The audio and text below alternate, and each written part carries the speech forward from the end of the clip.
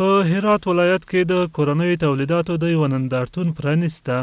د دې نندارتون د پرانیستې په مراسمو کې د اسلامي امارت د چارواکو سربیره، پانګوالو، متشبثینو او د هرات ښاریانو ګډون کړی و. د هرات ولایت صنعتکاران وایي دا نندارتون هیواد د ځان بسیاینې پر لور تر شعار لاندې د هرات په صنعتي ښارګوټي کې چې د کورنیو تولیداتو 150 غرفې پکې ایښودل شوي پرانیستل شو.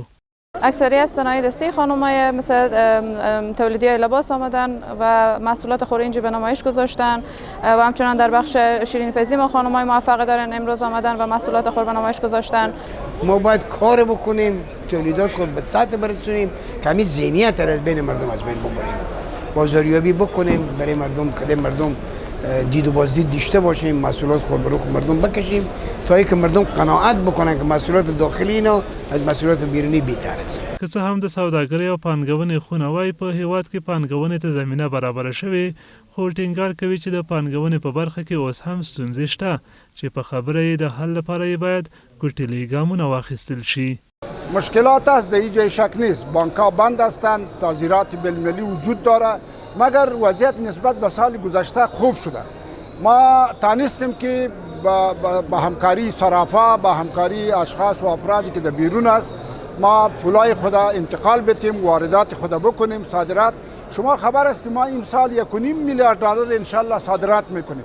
مؤسسات و خود دولت بیشتر روی خانم‌های تجارت پیشه تمرکز داره و با اونا همکار هست و بیشتر هم میتونیم بگیم که مؤسسات همکار هستن با خانم‌های تجارت پیشه. به او خاطر رشد تجارت خانم‌ها حداقل 85% 90% زیاد شده و خانم‌ها فعالیت میکنن.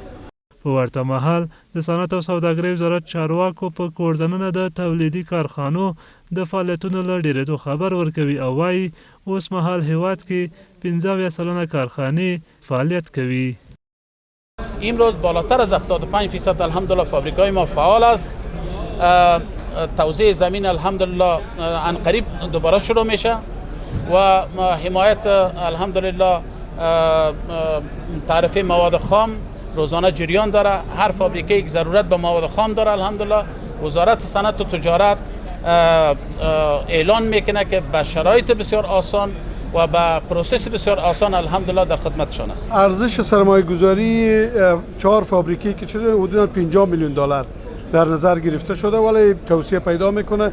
فابریکات بسیار بزرگ است، بزرگترین فابریکه باتری سازی در سطح کشور با ارزش سرمایه گذاری بسیار بالا امروز افتتاح میشه.